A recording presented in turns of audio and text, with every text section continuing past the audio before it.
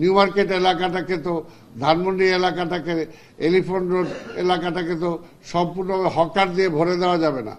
হকারও একটা শৃঙ্খলার মধ্যে রাখতে হবে, যে কোন কোন জায়গাটায় তারা বসবে, কিভাবে বসবে, কতক্ষণ বসবে, সেখানকার পরিষ্কার পরিচ্ছন্নতা কি হবে।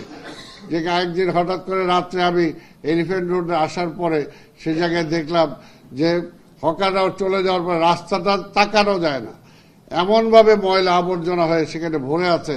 এটাকে কে ক্লিন করবে?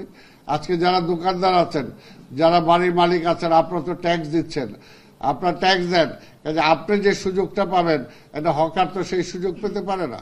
সে তো কোনো ট্যাক্স দিচ্ছে না, সে তো সিটি কর্পোরেশনের কোনো আওতাধীন কোনো কিছু না। তবে আমরা এখন চেষ্টা করছি হকারগুলোকেও আমরা রেজিস্ট্রেশনের মাধ্যমে নিয়ে আসবো, তাকেও ট্যাক্স দিতে হবে।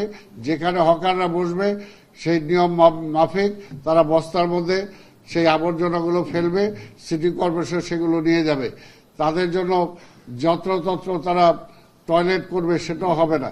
যেখানে পাবলিক টয়লেট আছে সেটার মধ্যে তারা ব্যবহার করবে।